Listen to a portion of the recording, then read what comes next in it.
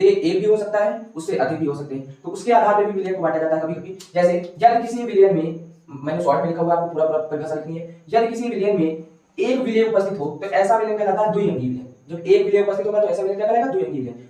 एक विलय, अब इसको द्विअंगी क्यों कह रहे हैं? द्विअंगी, द्विअंगी, ध्यान से देखिए, द्वि मतलब होता है दो, और अंगी मतलब भाग कर लीजिए, अंक कर लीजिए, ठीक। दो अंग है, दो अंग मतलब एक हो गया विलय, एक विलय, और विलायक जो होता है वो तो होता ही है, हमेशा विलायक लिखी होगा विलय में, तो एक हो गया विलायक, इसलिए इसको बोला गया है द्विअंगी विलयन।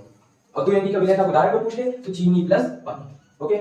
और यदि विलयन में दो विलय उपस्थित हो तो ऐसा विलयन कहलाएगा त्रिअंगी विलयन। यदि विलयन में दो विलय उपस्थित हो तो कौन सा विलयन कहलाएगा? त्रिअंगी विलयन। अब दो विलय तो त्रिअंगी, त्रिअंगी, यहां से देखिए, त्रि मतलब होता है तीन, और अंगी मतलब अंग, तो दो विलय हो जाएंगे, एक विलायक हो जाएगा, दो विलय हो जाएंगे, एक विलायक हो जाएगा, तो तीन अंग हो गए विलयन के, तो इसे बोला जाएगा त्रिअंगी विलयन। इसे क्या बोला जाएगा? त्रिअंगी विलयन। अब किसी के मन में डाउट आता है कि अगर दो से अधिक विलय हो जाता तब वो सब जाते हैं बहुअंगी विलयन में। किसमें जाएंगे? बहुअंगी विलयन में। तो यदि किसी विलयन में एक विलय उपस्थित हो गया होगा तो उसे क्या बोलेंगे? द्विअंगी विलयन। या आप ऐसे भी कह सकते हैं, दो अंगों से मिलकर बने विलयन को, दो अंगों से मिलकर बने विलयन को क्या कहते हैं? द्विअंगी विलयन कहते हैं। और यदि किसी विलयन में दो विलय उपस्थित होंगे, यदि किसी विलयन में दो विलय उपस्थित होंगे तो उसे त्रिअंगी विलयन, या आप ऐसे भी कह सकते हैं तीन अंगों से मिलकर बने विलयन को, तीन अंगों से मिलकर बने विलयन को क्या कहते हैं? त्रिअंगी विलयन कहते हैं। तो आपको